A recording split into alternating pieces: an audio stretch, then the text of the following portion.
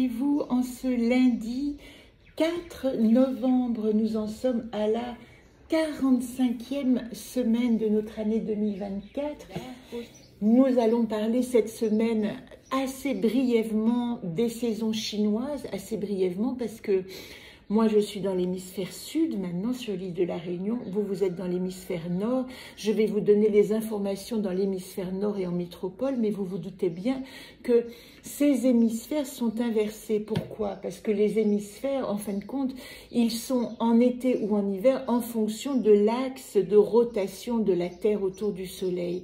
Et quand nous sommes à l'hémisphère nord dans la saison d'hiver, eh bien, c'est le moment où l'axe de rotation fait que la Terre est le moins éclairée par le soleil, donc le moins chaud, la moins chaude, évidemment que de l'autre côté, dans l'hémisphère sud, c'est là où nous recevons le plus de soleil. Voilà pourquoi les deux hémisphères sont inversés. J'aurais pu commencer par cette phrase de la semaine, précision des mots. Voilà la phrase qui nous accompagne cette semaine. Et cette phrase, elle m'intéresse d'abord parce que ce matin, j'ai l'impression de ne pas être tout à fait claire dans mes explications. Il y a évidemment cette notion que, habitant dans l'autre hémisphère, je réalise aussi qu'il y a toute une partie de cycle et rythme que je ne vis pas, l'entrée dans l'hiver, etc., puisque je vais revenir au printemps en métropole. Donc, à nouveau, je vais vivre une entrée en printemps. Et aujourd'hui, en vous parlant du calendrier chinois, ça me trouble. Donc j'essaye de comprendre comment je vais pouvoir, moi, activer ce cycle qui est très particulier, qui m'empêche d'une certaine manière de vivre mes 4 saisons avec grand bonheur, je le précise, hein, j'en ai bien besoin en ce moment, mais probablement qu'il y a un sens fondamental à cette structure nouvelle que je m'impose dans mon rythme de vie. Et voilà pourquoi, et je vous prie de m'en excuser, les explications concernant les cycles et les rythmes sont parfois chaotiques ou doublées. Donc ne prenez que ce qui résonne. Si vous êtes dans l'hémisphère nord, eh bien vous rentrez dans la saison d'automne, vous rentrez dans Samhain et vous avez une nécessité d'aller explorer vos profondeurs, d'aller rentrer, d'aller réchauffer l'intérieur pour pouvoir subir la froideur extérieure. Si vous êtes en métropole, eh bien à partir du 7 novembre, nous rentrons dans l'hiver et ça jusqu'au combien? Au 2 février 2025. La saison de l'hiver en métropole, elle est associée à l'eau. Elle est essentiellement yin, évidemment, et elle est associée au milieu de la nuit. C'est comme si nous rentrions vraiment dans les profondeurs et dans les intériorités. Dans ces saisons chinoises, il y a 12 mois. C'est un calendrier essentiellement lunaire, donc qui part du principe de 12 mois de 29 à 30 jours. Et sur 19 années, 7 années comportent 13 mois. Dans le calendrier maya, on va parler de 13 mois lunaires avec le 25 juillet qui est le jour du calendrier hors du temps qui va permettre de remettre ce cycle d'aplomb pour l'année suivante. Eh bien ici, dans le calendrier chinois, ils ont trouvé plutôt l'idée de réaliser un calendrier sur 19 ans, dont 7 années vont comporter 13 mois pour rattraper en fait ces années lunaires, pour se relier, on va dire, au cycle solaire. Et puis le jour de l'an, dans le calendrier, vous le savez peut-être chinois, il intervient entre le 21 janvier et le 20 février pour justement corréler. Nous avons beaucoup parlé à ma dernière rencontre de justement cette notion des cycles et des rythmes que nous devons interpréter par rapport à nos cycles et rythmes nous-mêmes. Et c'est ce qui nous est demandé, de devenir assez souple et de comprendre à quel point il y a des cycles et des rythmes qui nous accompagnent à l'intérieur. Rosh Hashanah, Samhain, début du cycle ésotérique. Rosh Hashanah en octobre, c'est le cycle spirituel. Le cycle des anges dans la Kabbale commence avec la saison astrologique du mois du Bélier, avec Yehu Veuya, le premier ange. Et évidemment, notre révolution solaire commence le 1er janvier. Ce qui est intéressant, c'est de comprendre à chaque fois à quel point nous pouvons nous renouveler, nous régénérer dans une partie de nous-mêmes à chaque fois qu'un nouveau cycle est annoncé. Alors, en ce qui concerne nos cycles à nous, moi, j'utilise le calendrier de début d'année, de révolution, pour vous accompagner dans ce chemin de vie de l'année 2024. Et nous arrivons, puisque tous les 15 jours à peu près nous tirons une carte, il y a 28 cartes, 29 on va dire exactement, mais ça c'est le saut quantique, mais donc 28 cartes, 52 semaines, toutes les 2 semaines à peu près nous rencontrons une nouvelle anacarte. Et ici nous sommes arrivés aujourd'hui 4 novembre dans la 24e anacarte. La 24e anacarte, elle est en solution, en résolution dans l'arbre de comprendre. Dans l'arbre de comprendre, nous avons rencontré Prigo, qui n'était autre que notre coupe, vous voyez ici, et qui nous demandait d'activer vigilance et circonspection. Pour moi, Prigo, il est relié aussi au gardien, et ça veut dire que, d'une certaine façon, cette année nous demandait d'activer notre rapport à notre gardien intérieur, voire notre ange gardien. Voilà pourquoi il était très intéressant pour moi d'étudier les anges gardiens de la Kabbale et puis d'accomplir ce cycle de rencontres, c'est-à-dire toutes ces petites prières que j'ai créées pour les 72 anges de la Kabbale et que vous découvrirez à partir du mois de mars l'année prochaine. En atout, nous avions Etok, qui n'est autre que notre champ de possibles, et je me demande, il faut que je vous renvoie au tirage de la nouvelle lune d'hier, si c'est pas ça qui nous a été demandé, d'activer de nouveau notre wishlist pour essayer de comprendre. Quand nous avons tiré cette carte Etok, nous avons établi notre wishlist, c'était au mois de mai, notre wishlist de l'année. Eh bien, demandons-nous, c'est peut-être une petite indication, quelle a été notre wishlist cette année? Qu'est-ce qui nous a donné envie de réaliser quelque chose? Parce qu'il se trouve que comme nous sommes en résolution dans l'arbre de comprendre, eh bien, il serait bien, conseillé d'aller regarder si nous avons réalisé notre wishlist. Et pour cela, je vous renvoie, oui, à l'arbre de mai. Qu'est-ce que nous avons écrit dans notre arbre de mai et qui nous a demandé à être réalisé. D'autant plus que dans cette réalisation qui est un peu lente cette année, il nous était demandé de ne pas nous mettre en danger avec Astor, de ne pas aller au-delà de nos possibles, de prendre le temps de notre réalisation.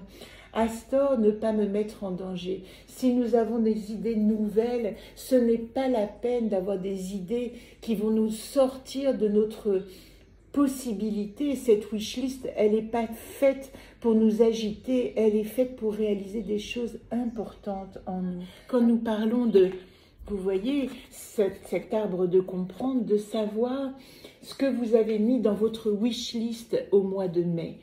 Je vous ai parlé d'Astor. Astor en problématique nous dit de ne pas trop nous martyriser. Si nous avons des projets nouveaux, nous devons activer une vigilance et une douceur, être notre propre ange gardien. Nous savons que nous vivons des énergies astrologiques extrêmement tumultueuses et il y a une nécessité de prendre soin de nous. C'est comme ça que j'ai envie de parler de Prigo et c'est comme ça que je le relie à Astor qui dit « Oui, si tu as besoin de te sentir défendu et protégé, c'est probablement que d'abord, fais attention et prends soin de toi. » Quelle est la carte que nous allons tirer aujourd'hui? Elles sont là, hein. On va voir laquelle va sortir. La voici. La voici, la carte de solution. Ozone. Nous devons comprendre la globalité du paysage. Ozone, si nous entreprenons un voyage, nous devons comprendre le sens de ce voyage. Ozone arrive en solution de l'arbre de comprendre. En solution de l'arbre de comprendre, Ozone nous dit que nous devons activer, tel l'aigle, un regard perçant sur la globalité du paysage. Et ça m'intéresse beaucoup d'avoir tiré cette carte et de vous avoir parlé avant de cette notion de flou dans les cycles et rythmes, parce que c'est ce que nous demande Ozone en solution.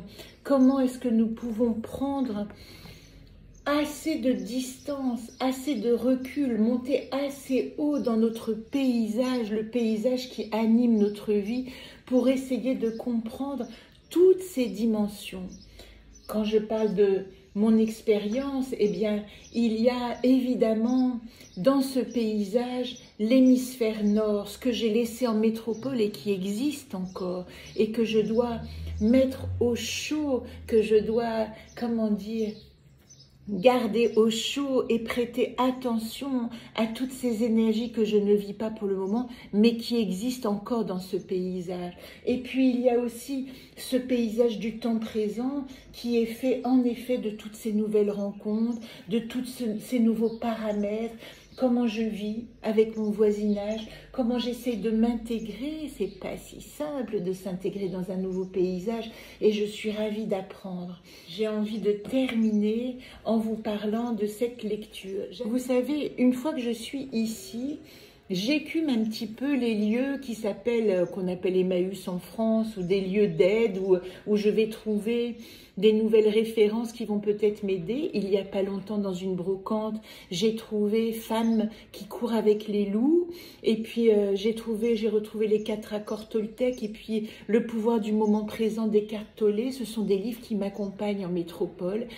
Je les ai rachetés pour qu'ils m'accompagnent, et il se trouve que Femmes qui courent avec les loups, je l'ai offert ce matin à une amie très chère, parce que ça fait partie de ces livres et de ces lectures que nous devons partager. Comment est-ce que nous allons comprendre de quoi nous sommes faites en tant que femmes sauvages? Eh bien, ce sont, quand nous avons lu une fois Femmes qui courent avec les loups, eh bien, nous avons envie de l'offrir à toutes les femmes que nous croisons, si elles n'ont pas elles-mêmes croiser cette lecture.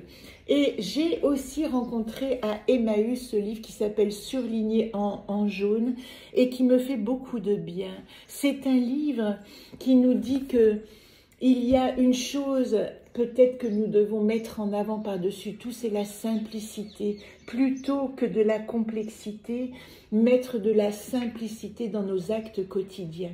Et dans ce livre, nous avons à chaque fois des petites phrases. Je vous prends une page au hasard. Elle était dans quoi? Dans la générosité. Avec des petits rappels de qu'est-ce que c'est la générosité. Et puis quand nous arrivons en fin de chapitre, il y a un petit rappel. Qu'est-ce que c'est être généreux? Exercice du jour. Alors moi je prends plutôt comme exercice de la semaine. Désolée, je fais ce que je peux. Mais je vais essayer de remplir de cocher toutes les cases de ces petits exercices du jour à chaque chapitre. Et ce petit livre, c'est incroyable, comme à chaque fois, c'est comme une petite voix, des petits conseils qui nous disent « Est-ce que tu as fait le meilleur de toi-même ?» La bonté, la générosité, les petits plaisirs, l'attitude, le comportement quotidien, dans notre vie à deux ou dans l'art d'être parent, ou dans notre vie à deux, avec nous-mêmes si nous n'avons pas de deuxième. Et ici, c'est vraiment ce que l'auteur appelle un cours accéléré sur l'art de vivre, non seulement de faire les bons choix, mais je dirais une véritable source d'inspiration pour être une meilleure personne à chaque instant. En ce moment, j'en suis au petit plaisir. Et j'ai envie de vous lire ou de vous partager cette page.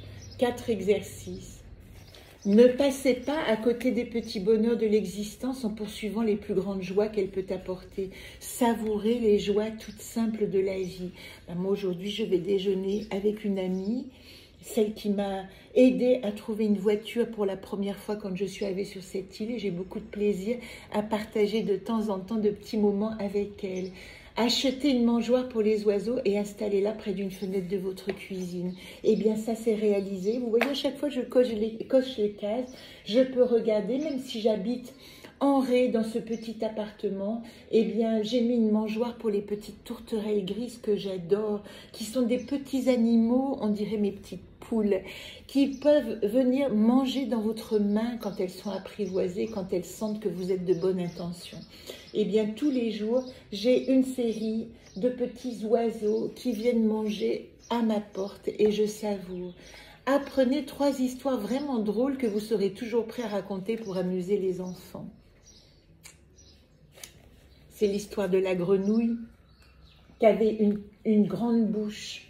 Et puis un jour, elle rencontre dans le désert un serpent et elle parle toujours comme ça. Et elle dit « Ah bonjour, mais qui tu es toi ?»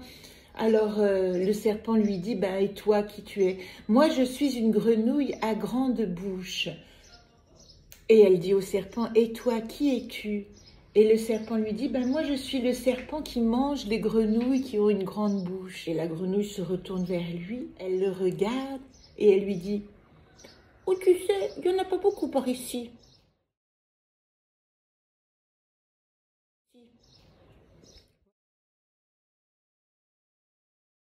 J'en chercherai 3 autres pour vous.